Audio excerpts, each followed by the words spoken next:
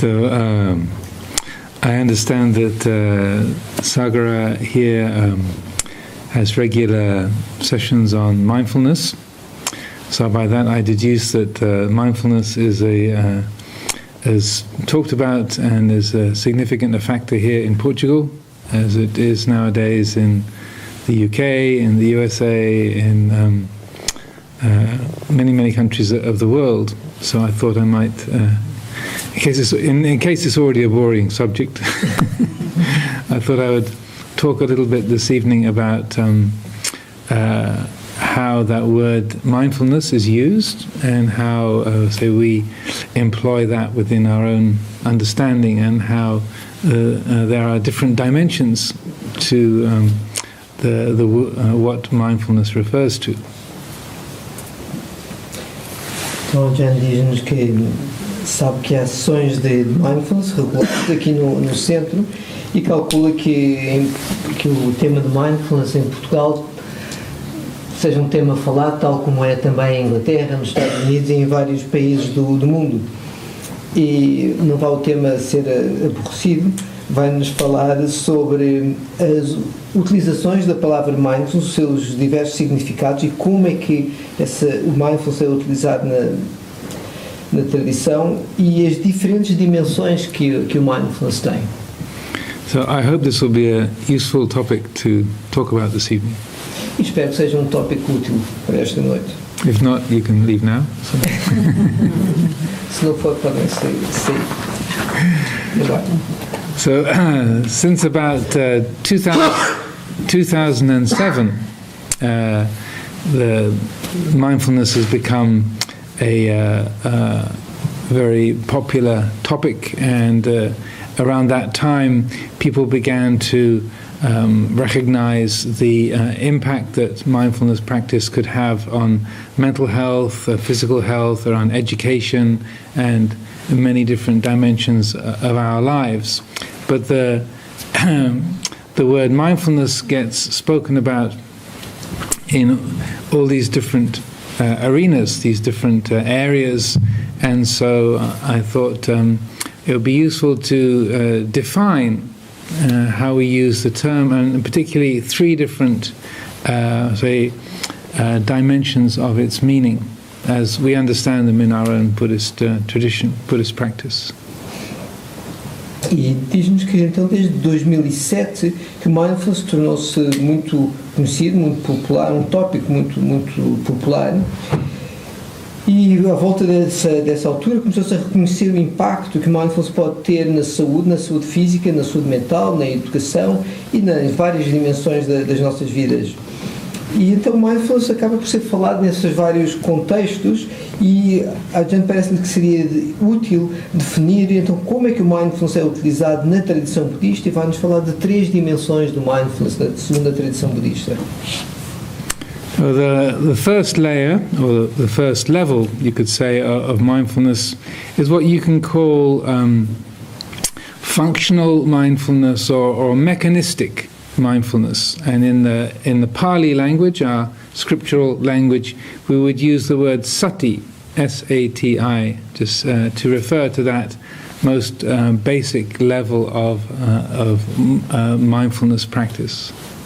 Diz-nos que o primeiro nível de mindfulness, por assim dizer, será um nível de mindfulness funcional ou mesmo mecanístico, e a sua tradução em Pali, o termo em Pali seria sati. E este é o nível de utilização de mindfulness mais básico.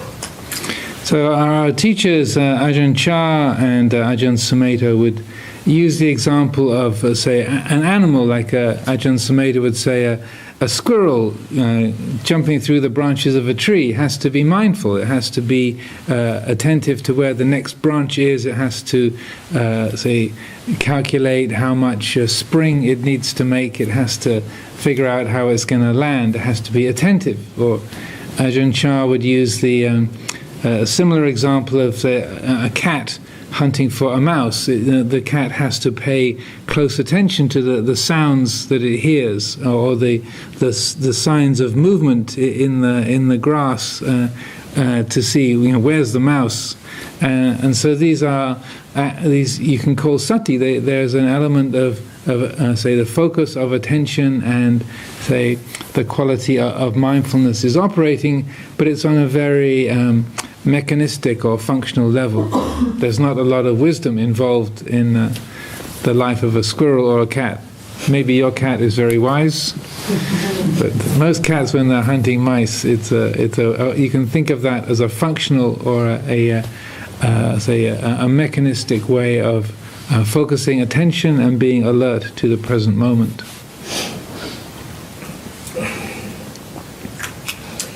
E diz-nos que Ajahn Chah e Ajahn Sumedho, ao falarem deste nível de mindfulness, refeririam-se, por exemplo, a um animal. Ajahn Sumedho referiria-se a um esquilo, e um esquilo tem que realmente dar atenção ao pulo que vai dar, quanta força é que precisa, como é que vai aterrar, é preciso estar bastante atento. E Ajahn Chah mencionaria, por exemplo, um gato a caçar um rato tem que estar mesmo atento aos sons e aos movimentos na relva para reconhecer onde é que o rato se situa. Então, este nível de mindfulness, de sati, é um foco de atenção, por assim dizer, mecanístico, no sentido em que este nível de atenção não requer grande sabedoria. Um gato, um esquilo não demonstram grande sabedoria. Talvez o vosso gato seja muito sábio, mas este nível em que um gato está a caçar, o tipo de foco e atenção que é necessário é meramente funcional.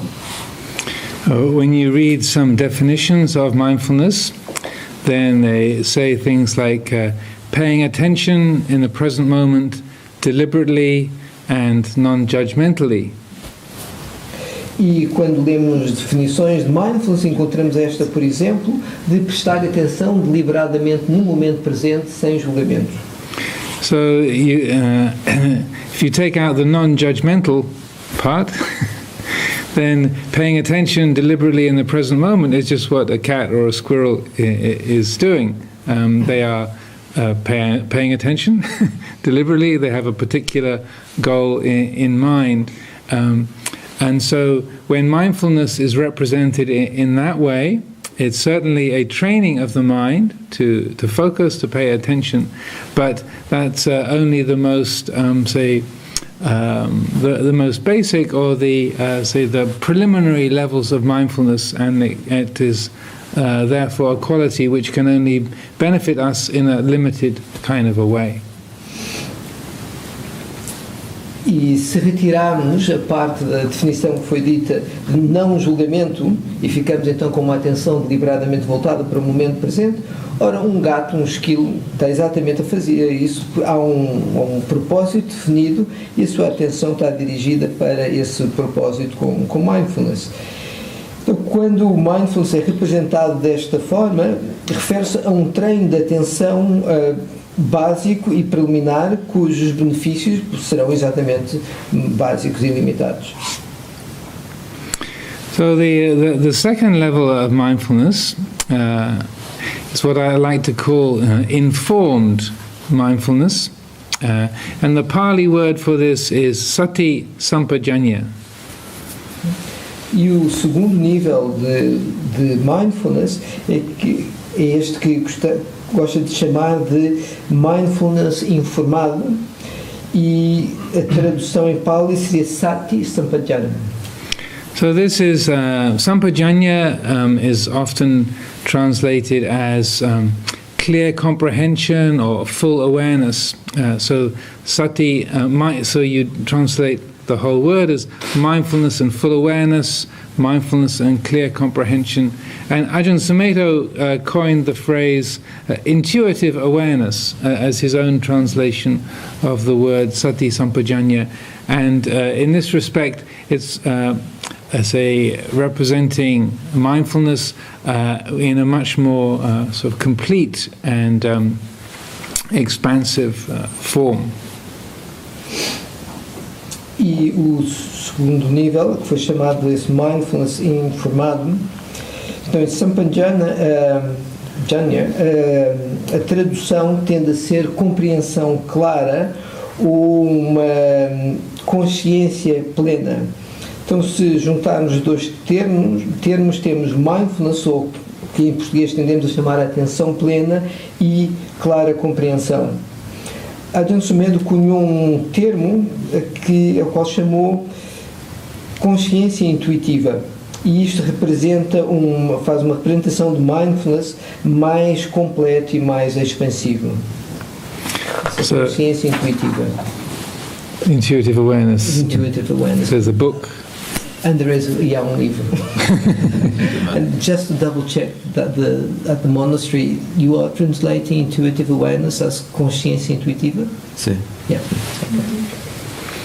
So, in the discussions of the current times about mindfulness, many people are concerned because they see, and maybe there are some military people here. People introducing mindfulness into military training, and the kind of ethical issue of the mindful sniper. If you are training a soldier to shoot other people more mindfully, is that a genuine kind of mindfulness or not? Or in the business world, mindfully, say, enduring more punishing hours at your job to increase the profits of your company, to mindfully take advantage of the markets. That people question, well, okay, there's a training of attention, but that surely you must be concerned about the person that you're shooting, or you must be concerned about the resources that you're using while your company makes a big profit. So the second level of mindfulness and clear awareness, this informed mindfulness, is taking in that whole ethical element and the whole picture, so that you are mindful not just of the shot that you're making, but the person you're about to shoot. What do they feel about it? Or if you're a cat, what does the mouse feel about being your lunch? Or if you're in the business, what effect will our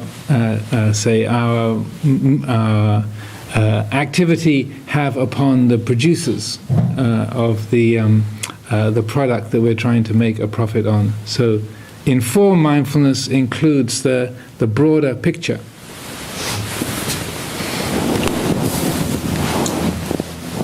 Diz-nos que na atual discussão, na atual discussão sobre mindfulness, há alguma preocupação, porque, por exemplo, hoje em dia está-se a levar o mindfulness também para situações militares, o treino militar, e há aqui uma questão ética, porque o sniper atento, aquele sniper que utiliza a atenção para se matar de forma mais eficaz.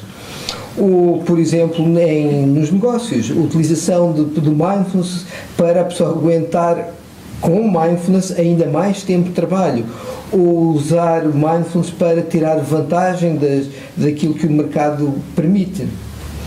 Então, este treino de mindfulness restrito deixa esta questão o lado ético da situação.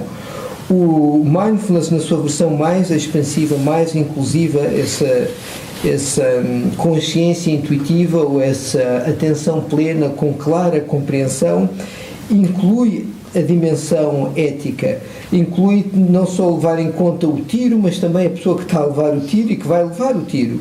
Inclui o gato, sim, e o rato, e como é que o rato se sente em relação a ser comido. Inclui, então, ter em conta toda essa perspectiva. Por exemplo, em negócios, não só o produto que está a ser desenvolvido, mas também o impacto que o desenvolvimento desse produto, pelos custos que queremos, está a ter no produtor e nos recursos do planeta. So a simple way of thinking of this informed mindfulness is taking into account the time, the place, the situation, who you're talking to, how long I should speak to not give Sagara too difficult a time with remembering what I've said. What you would say in English is that the context, so not just what you want or what you're interested in, but what else is going on? What's the time? What's the situation? Is it the time to speak? Is it the time to be quiet? What have I said already? What is the next subject that I'm getting onto? What amount of time has passed already?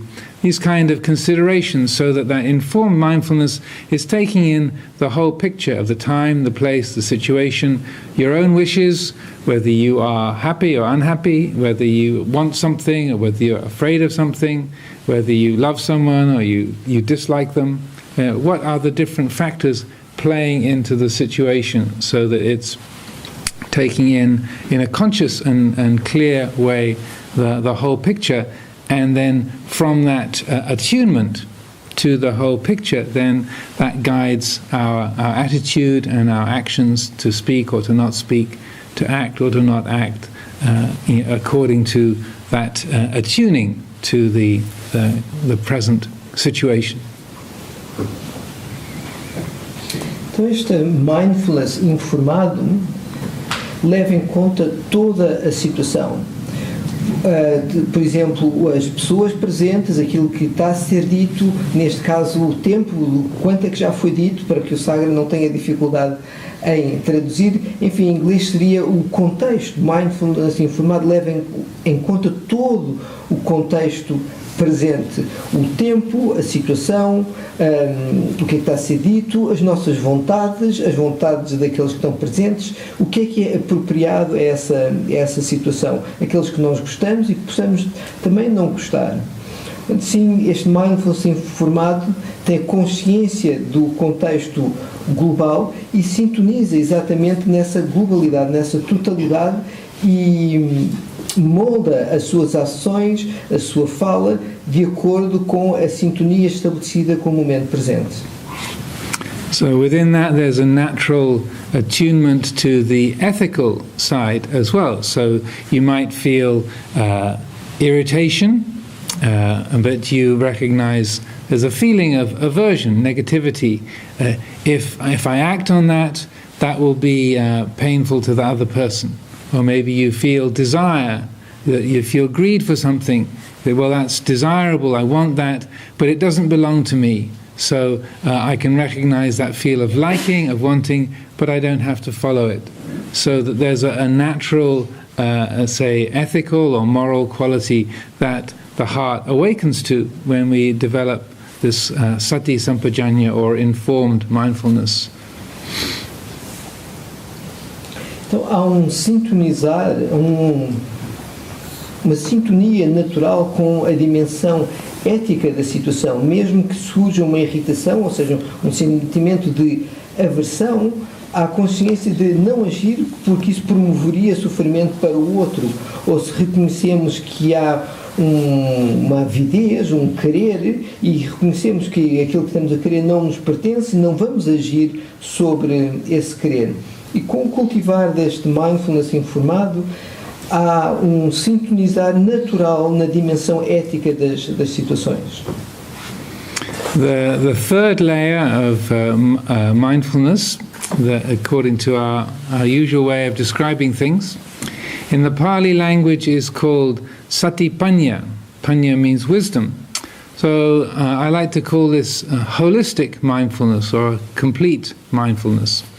And this, is recognizing the nature of our experience on the most basic and fundamental level. E, por fim, o terceiro nível de mindfulness, que seria em Pali satipanya, e panya aqui a tradução é sabedoria. E Ajahn, o termo que gosta de utilizar é mindfulness holístico ou completo, uma atenção plena completa, uma consciencialização completa, que reconhece a natureza da experiência no seu nível mais elementar. When we use the word wisdom or panya, the Buddhist understanding is wisdom doesn't mean having a lot of information. It doesn't mean having a conceptual understanding. But rather the word is used to define a particular way of seeing or experiencing. And so the way we use that Panya, or wisdom, is to look at the nature of experiencing itself. That's difficult for him to translate. Let's see. Então, sabedoria, ou Panya, no ponto de vista budista, não quer dizer ter muita informação ou um conhecimento conceptual. Refere-se a uma forma particular, específica de ver. Panya refere-se à sabedoria quanto à natureza da experiência, da própria experiência, do próprio experienciar. So, say, here we are at the Upaya Center, and I am speaking to you. Our eyes are open, we can see, we can hear, we can feel. So, at the moment there's seeing, hearing, feeling, smelling, tasting, touching. These are all mental events. I close my eyes, you vanish. I open my eyes, you reappear. So in this moment, your mind is creating a representation of the present moment. This is what we are doing all the time. So we can say we are all in the Upaya Yoga Center, but you can also say the Upaya Yoga Center is in your mind. It's put together from sight, sound, smell, taste, touch, memory, thought, language, imagination. All of that comes together to make this representation. So what we experience is not the world, we experience our mind's representation of the world. And Panya, or wisdom, is to recognize, oh, this is my mind's version of reality. That's what this is.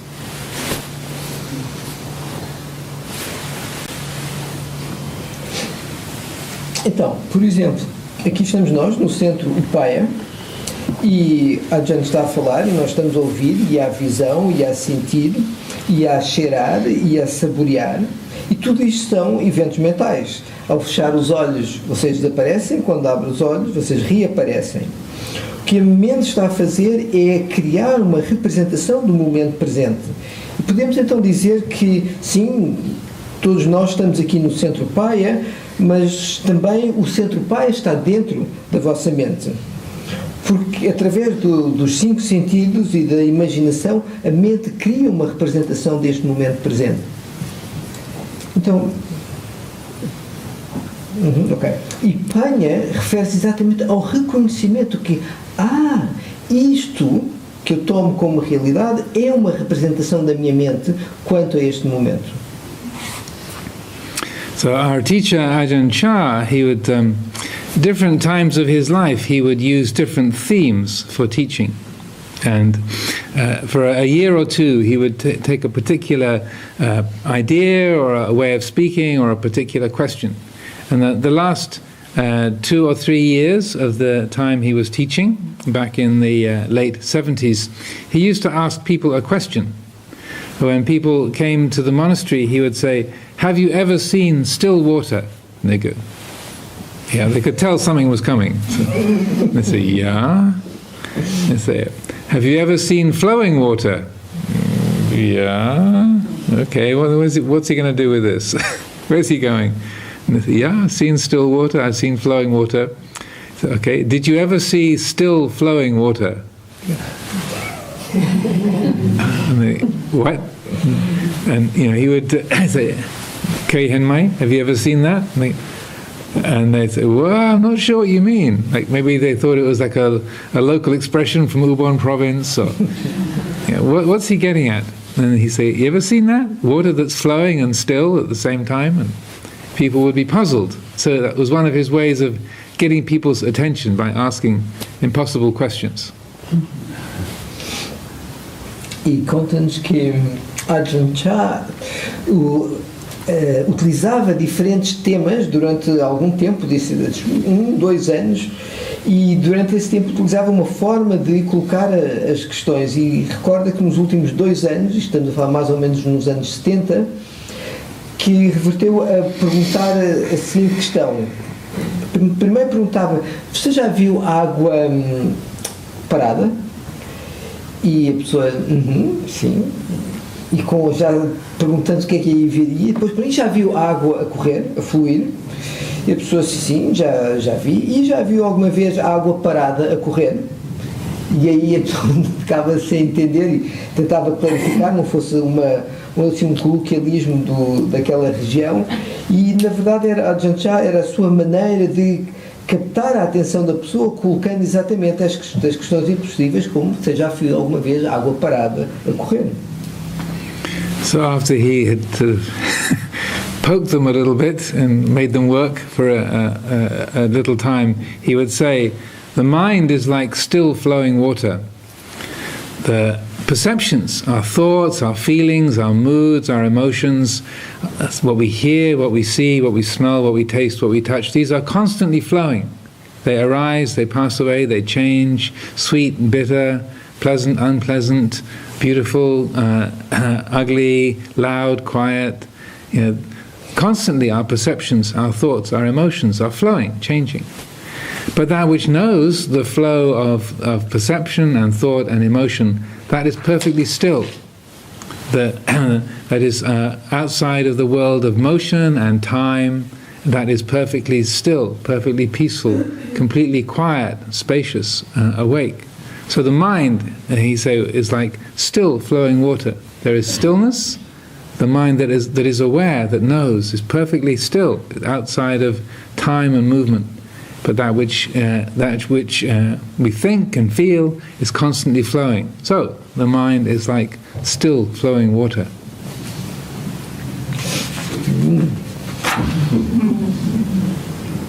E depois de os cutucar um bocadinho e levá-los a trabalhar um bocadinho, Ajahn Chah dizia então que a mente é como essa água que é parada e flui.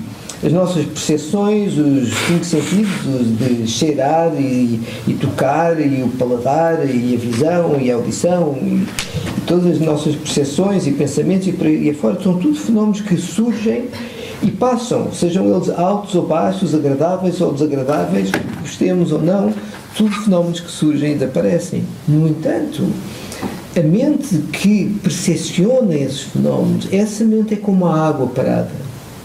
Essa mente está para lá de todo esse movimento, está para lá de todo esse tempo. Essa mente é espaçosa e desperta. Então assim a mente é como a água parada que flui. Aquilo que nós pensamos e sentimos e por aí fora é o lado que flui, que passa. Aquilo que percepciona é a qualidade que não muda. So this third layer of mindfulness, this holistic mindfulness, is say related to this quality of stillness, that still awake knowing capacity of the mind that is able to receive all perceptions and thoughts and emotions and moods and feelings, like and dislike, comfort and discomfort, approval, disapproval. The mind which knows that is essentially the mind that is the embodiment of satipanya, or mindfulness and wisdom, that there is a capacity to receive all experience, to know the pleasant and the painful, and to receive it all, to be awake to it all, and to know it simply as the flow of experience and perceptions, feelings and emotions. So there is a great spaciousness of heart, a great peacefulness that is what we call the heart of wisdom.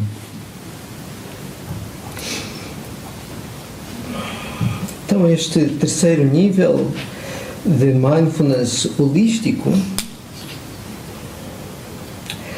refere-se a essa qualidade de quietude, este saber desperto, a capacidade de receber todas as percepções, estados de espírito, preferências. Então este mindfulness holístico é o lado que se apercebe tudo isso, é o tal satipanya. Escrevi tão depressa e agora perdi-me. Capacity to... e refere-se à capacidade de percepção de tomar todas estas experiências com espaço e simplesmente a percebê-las pelo que são. Ou seja, o fluxo de sensações, percepções, emoções e tudo mais. E essa qualidade de Panya, de Satipanya, é o coração espaçoso e consciente, ou seja, a sabedoria do coração. Mais ou menos. It wasn't great, this bit. I understood, and then I found it difficult to find the words in Portuguese. Good enough? É como, ou seja, é quando a consciência toma em consideração que tudo o que se passa também se passa na nossa mente, ou seja, é estar consciente, é como estar consciente. There's a lovely expression about the spaciousness of the heart that this quality of Panya has. So that, and then you said the heart of wisdom. Was that É para além de sabermos o que é que está a acontecer, sabemos que isso tudo é um movimento dentro da nossa mente e que todas aquelas percepções são percepções que passam e todas as nossas emoções e sentimentos também são algo passageiro que muda com os acontecimentos cá fora, ou seja, um bocadinho a consciência por trás da experiência.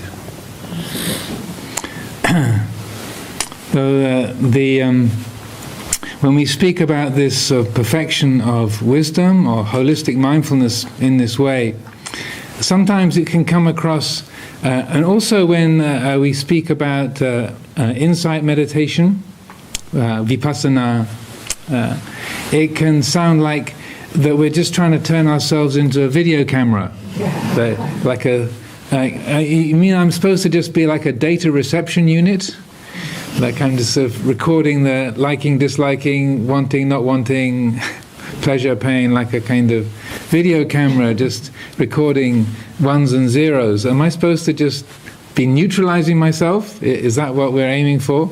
And so sometimes people get that feeling. And when particularly speaking about being mindful or, say, developing insight, sometimes the description of that kind of practice can come across in that way, and that it can seem that to be mindful means you should just not do anything. Like just I'm being mindful of this feeling, and it's interpreted like the camera is not responding to anything I'm saying. You know, I crack a joke and it doesn't laugh. You know? It's just recording the data, and so it can seem that we're supposed to be like making ourselves numb. This is not the goal of Buddhist practice. We're not trying to turn ourselves into video cameras, but it can easily be understood in that way, and I feel this is a very unfortunate mistake. That when people say, "I'm just being mindful of my family difficulty," don't do anything, don't say anything, or I'm being mindful of this person who's fallen over on the floor. I'm mindfully observing this person who's fallen down the stairs in front of me. This is not mindfulness. This is stupidity. So I'll say a last thing about that. After you've translated.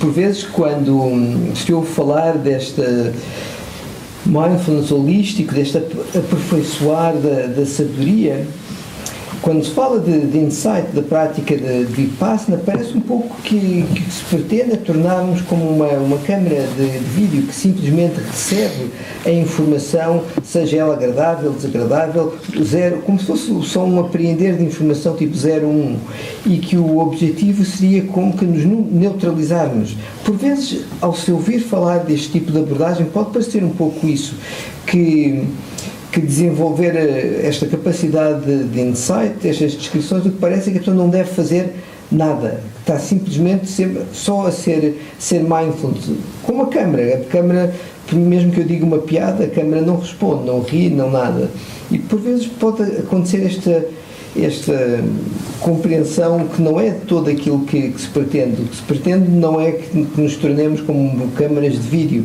seria um erro mesmo pouco feliz, acharmos que assim é. Como alguém que diz que estou a ter mindful e estou com mindfulness a ver as dificuldades da minha família e nada faz, ou estou com mindfulness a ver uma pessoa que acabou de cair pelas escadas e não fico nada, fico só a ver. De todo não é isso que se pretende com mindfulness. Isso não seria mindfulness, seria estupidez. So when we speak about being mindful, sometimes or developing insight meditation, we use terms like being the watcher or being the observer, being the one who knows. And it feeds that sense of dissociation. But part of what we can be mindful of is our capacity to act. We can be mindful of our involvement, our responsibility to our other fellow living beings. We can be mindful of the recognition, I can do something here. And we can be mindful of ourselves acting in a way that is helpful, that is appropriate in terms of saying something, doing something, and working in the world. So in this respect, to be mindful does not mean to be passive or to be numb, but rather it means to be able to act in a way that is free of bias, free of confusion, free of greed, hatred, and delusion. So for this, in this respect, I like to use the terms unentangled participating. That's one of my favorite terms. It's got a lot of syllables, but it says what it needs to. Então, ao falar de ser mindfulness e da meditação de insight, refere-se em termos de desenvolver, ser o observador, ser aquele que vê, aquele que reconhece, que sabe. E isto pode alimentar um sentido de dissociação. Mas mindfulness não tem que ser de todo isso. Por exemplo, a pessoa pode ser mindful da sua capacidade de agir, de reconhecer a possibilidade de ir ao encontro na sua ação e também ao encontro do outro. O reconhecimento, o que é que eu posso fazer agora e agir de acordo com esse reconhecimento da forma apropriada. Dessa forma, agir e trabalhar no mundo. Então, mindfulness não é um incentivo à passividade, não é um incentivo a não sentir. Mindfulness pode-se referir como, quando se age com mindfulness, uma ação que é livre não é tendenciosa, é livre dessa tendência, é livre de confusão, é livre de avidez, aversão e delusão ou confusão. O termo que utilizou, das vezes encontro aqui em português, seria uma participação unentangled, uma participação desenliada. Desapegada. Unentangled, quer dizer, tangle é quando uma coisa está desprendida, talvez, ou uma livre. Liberta. Sim, livre, liberta. We don't have a good word for unentangled. É desenliada, mas isso também não Desenliada não traz o positivo. Não tem. Desembaraçada. Boa. Desemaranhada. You can say free action. Uma participação. We actually have a good time. We do. Desembaraçada ou Desemaranhada. desembaranhada. Acho que ainda gosto mais de desembaranhada. Participação desemaranhada. Uma ação livre. Desemaranhada. Não, mas emaranhada. Sounds great. Just as many syllables as you can say. Yeah. So, in this respect, going back to still flowing water, to be embodying that stillness, does not mean that we're disconnected from the flow. But in the qualities of the Buddha, one of the qualities that the Buddha was described as having is Vijja Charana Sampanno. Vijja is that quality of knowing or awakened awareness. Charana is conduct or action. And Sampanno means one who is accomplished, or one who has fully integrated knowledge and conduct, or awareness and activity. So perfect in knowledge and conduct. So when we are, develop this holistic mindfulness, part of that is the inclusion of action and speech that is perfectly attuned and guided by awareness, so that the awareness manifests as helpful and attuned action and speech in the world. So this is an aspect that the Buddha embodied in his own life as Vijja Charana Sampanno.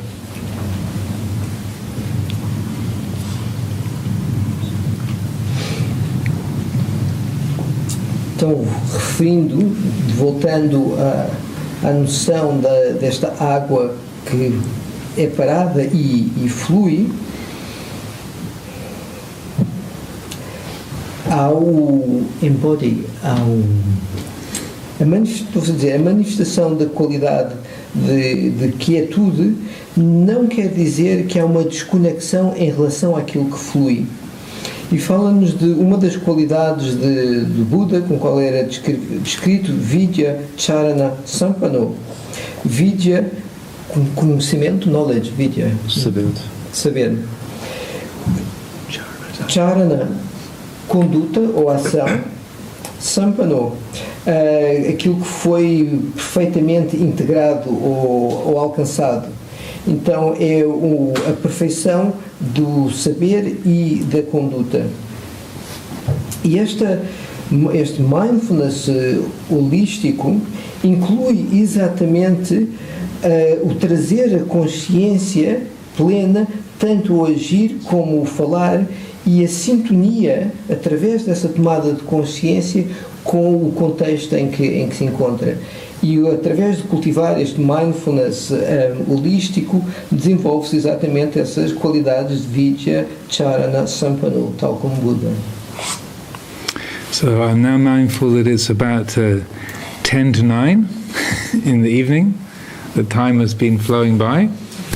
And so I'd like to open things up for some dialogue, any questions that you all have, and happy to respond to whatever would be, say, you want to ask about, or things that would be useful to clarify.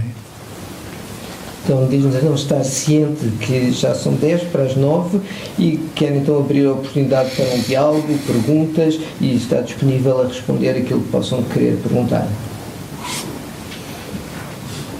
Don't be shy.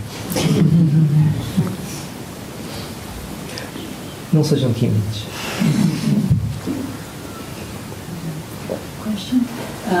And then what is your recommendation of balance between then concentration or some kind of way of steering the mind, and as well cultivating this open intuitive awareness and holistic awareness? So how to what's the way? Maybe you can translate the question first. Pergunta-nos então se teria alguma recomendação quanto o que fazer para encontrar o equilíbrio entre a concentração, que promove quietude, e esta consciencialização intuitiva, que é mais aberta. Qual seria o caminho? Well, it's again using our trusty video camera as an example.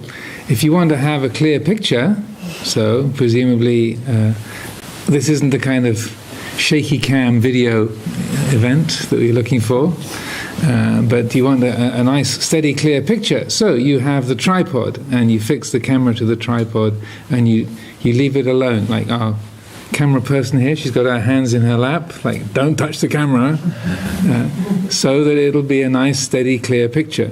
So we use the practices of meditation and the development of concentration, like the tripod, to keep the camera steady, so that then you can have a clear picture.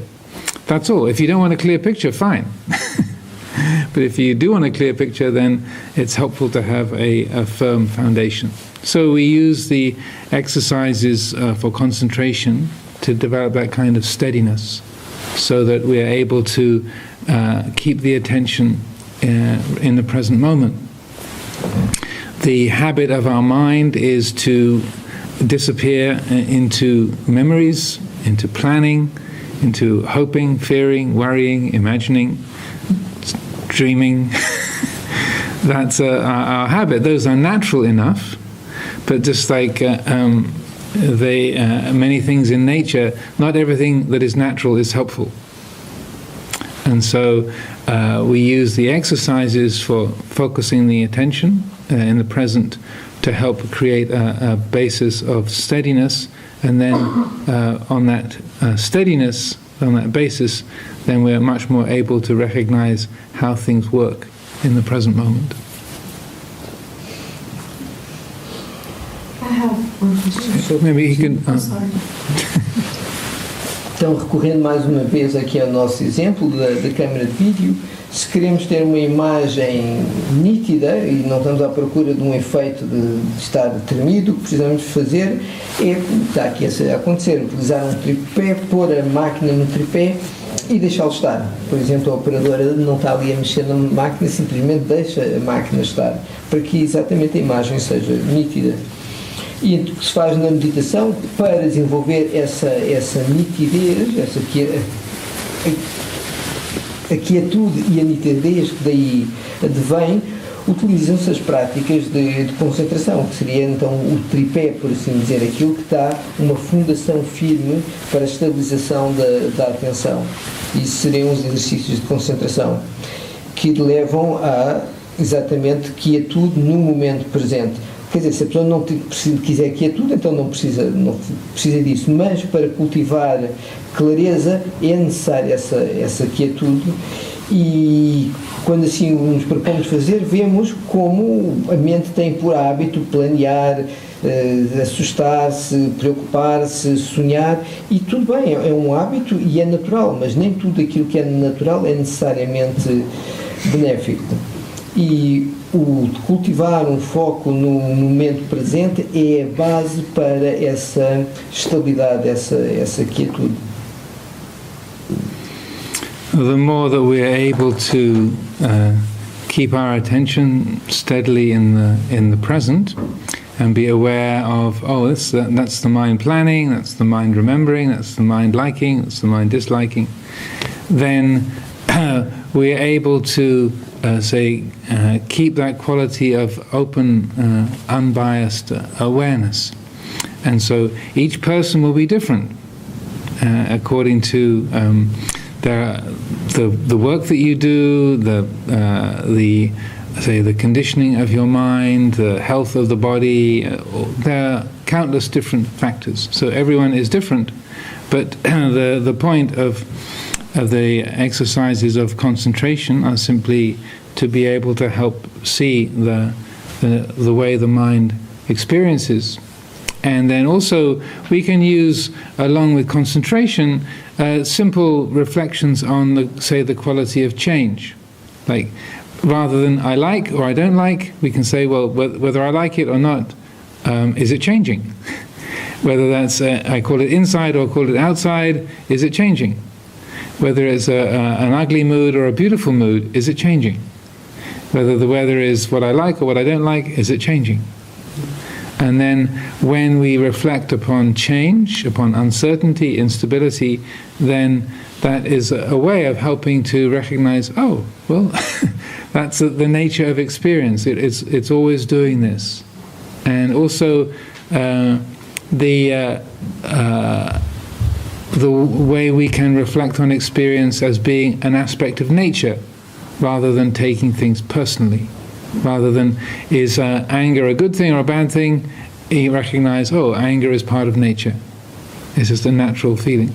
Is love a good thing or a bad thing? Well, it's part of nature.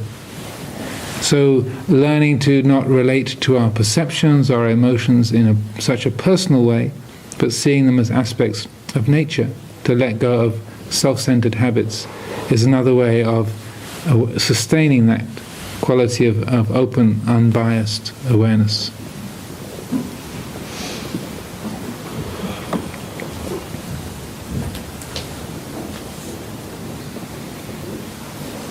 E quanto maior a nossa capacidade de manter a mente no momento presente, mais cientes notamos das ações da mente, suas percepções, as suas quereres, o gosto, o não gosto, e com isso a capacidade de manter a qualidade de consciencialização aberta e receptiva perante todo esse fluxo. E há muita diferença entre as pessoas, o tipo de trabalho que fazem, os condicionamentos que têm, o seu estado de saúde, mas o propósito do treino de concentração é exatamente ajudar a que a pessoa possa ver como é que a sua mente se comporta, como é que a sua mente experiencia. E associado a essa estabilidade podemos trazer, por exemplo, reflexões quanto à impermanência, quanto à mudança. Então, em vez de tomar a experiência em termos só de gosto e não gosto, colocarmos a questão, isto está a mudar? Em vez de colocar só a percepção em termos de está cá dentro ou está lá fora, isto está a mudar. Seja qual for aquilo que nos apercebemos, reconhecer a natureza impermanente do fenómeno. E ao refletir sobre a mudança, ao refletir sobre a incerteza que daí advém, reconhecemos que essa é a natureza da experiência de estar vivo, é um componente incontornável, essa incerteza. Outra reflexão que podemos trazer é a de como a experiência é simplesmente parte da natureza e assim não personalizar tanto os pensamentos, as emoções que surgem. Se, por exemplo, se surge um desagrado, é simplesmente como uma raiva, uma inquietude, é simplesmente uma experiência que faz parte da natureza e não tanto como algo que é meu. Surge amor faz parte da natureza. Então há aqui uma aprendizagem de relação com menos identificação, não tão personalizada, e isso exatamente contribui para essa qualidade de consciência aberta e não tendenciosa, unbiased. I can understand unbiased and for example, so there was a question over here. It is salt. It's salt, very good. Yeah, Okay. the salt with salt, yes. There's one at the back here. I have one question. Does mindfulness actually change how you feel, or does it give it the space between what you feel and how you react? Maybe he speaks really well Portuguese, so he can translate himself. A pergunta que fiz é se mindfulness muda a forma como sentimos, ou se apenas nos dá a distância do que sentimos e do que fazemos. Well, it's a good question. I'd say it does both. Essentially, what mindfulness helps us to do is to learn how to respond rather than react. So those words might be identical in Portuguese. We'll find a way. But we'll find a way, thank you. So when I say react, it means when I like something, I want it. There's no space. There doesn't seem to be any space. It's just I like, therefore I want. Or I dislike, therefore I want to get rid of it. I want to get away from it. Something is frightening. It brings fear. Therefore, I've got to get away to a safe place. The impression is there is no space there. So that reaction is that sense of a direct connection. There's a stimulus, and then the moving towards, moving away, the judgment, that's bad, get away, that's good, I want, I need to get that. So that's what I mean by the word reaction. To respond means there's a bit of space there. To respond means, oh, I like that one, but do I really need it? I like it, but do I really have to have it? Or I dislike that, but do I have to get away from it? Can I bear to be with this this feeling. Like we might be feeling it's getting a bit warm in here. Think, getting hot here. But then we can recognize, well, this is just a hot feeling. Do I have to make a problem out of it? So to react is like the mind goes, it's too hot, I can't breathe, I've got to get out of here. Why don't they fix the ventilation in this place? This is reaction. To respond is to recognize, this is a bit sweaty. Maybe there's something that can be done about the ventilation, maybe not. But it's just a feeling of heat, and we know that it's supposed to wind up at 9:15. Take a look at the watch. Oh, look, it's nearly 5 past already. Okay, I can bear it. So to respond is noticing the feeling that's there and letting there be, or recognizing the space that is around it. Recognizing the empty quality. Well, it's just feeling. It's just a hot feeling. So, and some of you might be thinking, hot? I'm freezing.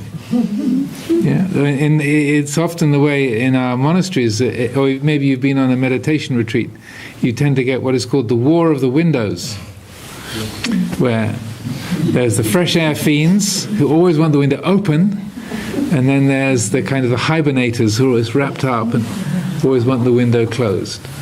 So to respond is to know, this is a hot feeling, this is a cold feeling. Do I need to do anything about this? Can I be with this? There's a spaciousness there. It's all right, it wasn't a hint. There you go. Magic. See, this is responding.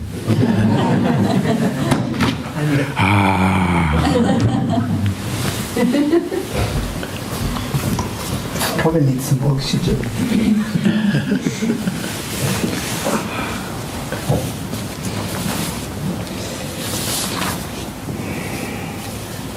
Então diz-nos que é uma boa pergunta e responde-nos que ambos aspectos. Mindfulness ajuda a responder em vez de meramente reagir. Reação seria eu gosto, logo eu quero, e não há qualquer espaço entre gosto e quero. Gosto, logo quero, ou não gosto, logo tenho que afastar, ou algo é assustador, logo tenho que fugir. Então a reação está como que diretamente conectada com o estímulo sem haver qualquer espaço. Is it bothering the corner? I'm not in the war. You're not in the war. I'm fine. It's playing around. Então responder significa exatamente reconhecer que há um espaço entre esse estímulo e como vamos responder em vez de meramente reagir. Por exemplo, seria gosto, mas será que eu tenho que ter isto? Ou não gosto e será que tenho que me afastar disto? Ou será que eu posso, por exemplo, noto que está quente, até noto que não gosto e se calhar posso reconhecer que é só a sensação de calor, que não tenho que necessariamente reagir perante isso. A reação seria alguém que começa logo a ficar muito barafustado com o calor e a pensar porque é que a ventilação não está a funcionar e fica ainda mais agitado com toda a situação. Responder seria reconhecer, bom, está calor e estou um bocado suado e é só uma sensação de calor, e ao olhar para o relógio reconheço que já está perto da hora de terminar e que se calhar eu posso estar presente a estas sensações de desconforto sem ter que reagir quanto a isto, mas sim respondendo àquilo que está a ser sentido com a qualidade de espaço à volta da experiência. E conta-nos que no mosteiro, e talvez já tenham tido essa experiência em retiro, que é a guerra das janelas. Há aqueles que querem ter tudo aberto e depois há os hibernadores que estão sempre cheios de mantas e todos fechados, e o que Mindfulness permite-nos fazer a situação é o que é e até que ponto é que eu posso estar espaçosamente presente a como as coisas são. So then speak about the second part, about whether the being mindful of something affects the experience. it's a feedback system. So I would say if you are mindful of an experience, then you change, and the change is brought about in the experience because of the change in the experiencer, if that makes sense. And so that, again, we're not like a video camera, but the nature of what is experienced is affected by the attitude of the experiencer, so that the temperature of the air might be the same, but the way that it is felt, it is known, is transformed by the attitude that is there within us. Então, referindo-se à segunda parte da pergunta, até que ponto é que o mindfulness afeta a própria experiência, e explica-nos que há aqui um sistema, um looping, um sistema de feedback na qual a experiência, através ao haver mindfulness, ou mindfulness ser ativado, a experiência é alterada porque houve uma alteração no próprio experienciador, se isto faz sentido. A natureza da experiência é dessa forma afetada pela qualidade, pela atitude que o próprio experienciador traz a essa experiência, como por exemplo aqui na situação do calor da sala, a temperatura não se altera, mas conforme a atitude que o experienciador traz a essa experiência de calor, a própria experiência de calor altera-se. Yeah. If one has begun to witness the aforementioned levels of mindfulness, what would be the most preferable way of dealing with a certain feeling of attainment? That is my question. And I'm guessing by the color of her hair that she speaks perfect Portuguese as well as English, so I'm going to ask. Portanto, se alguém sentir que começa a observar os níveis referidos de mindfulness, como é que deveria lidar com um certo sentimento de atingir ou de cumprir com... Obtive algo, atingir algo. The main thing is not to create a self, to in terms of any kind of achievement or failure. The mind's tendency is to take hold of it, that I'm a success, I'm a failure, this is me, this is what I am, this is myself. As soon as the mind says, I am, you know, watch out. The Buddha said, conceiving, creating the I am feeling, this is like a disease. It's like a poisoned arrow. Because in that moment of creating I, then there's a me that's separate from the rest of the world. We've contracted the universe. And so if we can see that I and me and mine is what you call in English a convenient fiction. I'm sure there's a beautiful Portuguese way of saying that. Yeah. So it's a convenient fiction that I am Ajahn Amaro, I'm not Ajahn Vajiro. I'm not Venerable Appamado. I'm the one in the middle. If I know that's a convenient fiction, then everything is good. If I think, I am Ajahn Amaro, that's who I am. Yeah. Then if that I is inflated and taken to be something solid, permanent, independent, whether it's I, the big success with a great attainment, or I, the complete failure, or I, the completely ordinary, that conceiving of the I will always create suffering, dukkha, imbalance. If we recognize that there is a realization of, oh look, no dukkha, no suffering. Oh look, everything is easy, open, delightful. But don't create an I who's the achiever of it, then everything is good. As soon as I have achieved this, then, as the Buddha said, the very way the mind talks about it demonstrates the clinging that is still there. I am at peace. I am without clinging. I have realized Nibbana. It's like, ding.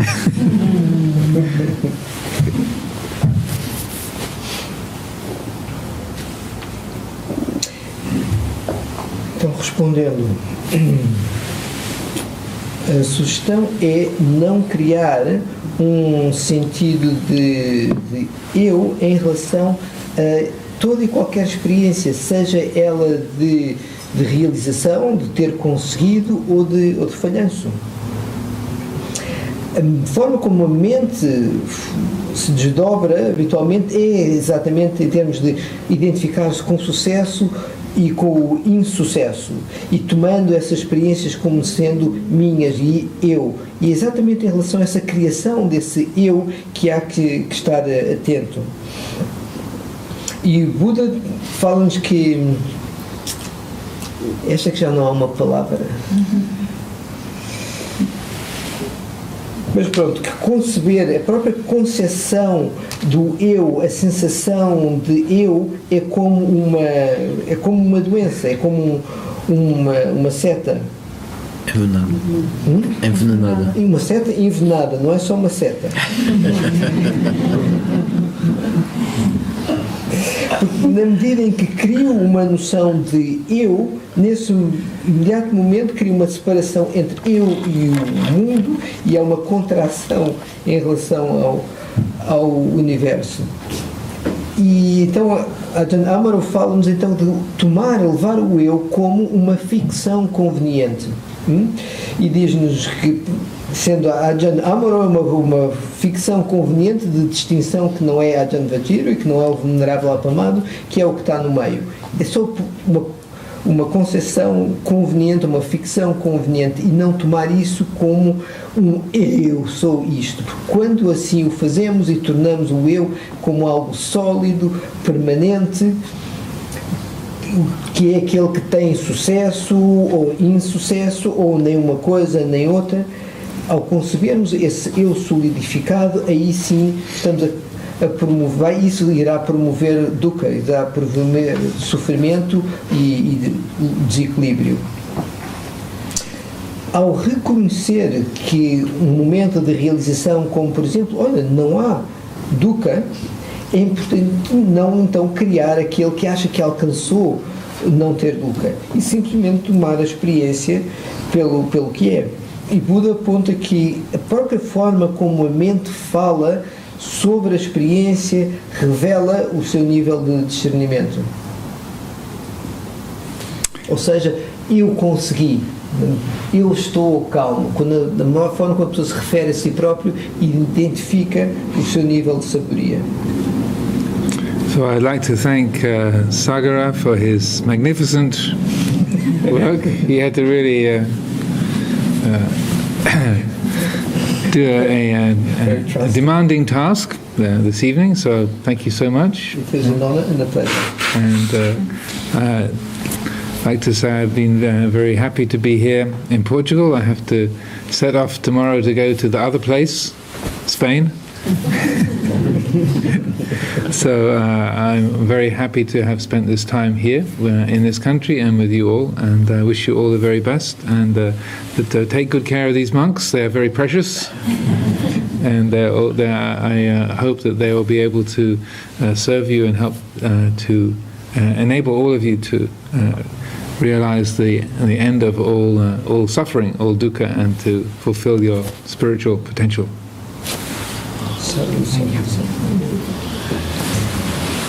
E agradece o tradutor e diz-nos que amanhã vai para aquele outro sítio de Espanha, e que está muito contente do tempo que teve aqui em Portugal e ter despendido este tempo connosco, e diz-nos para cuidarmos dos monges, são preciosos, e que eles possam, os monges, ajudar-nos a realizar o fim de todo o sofrimento. Okay, good night. Thank you.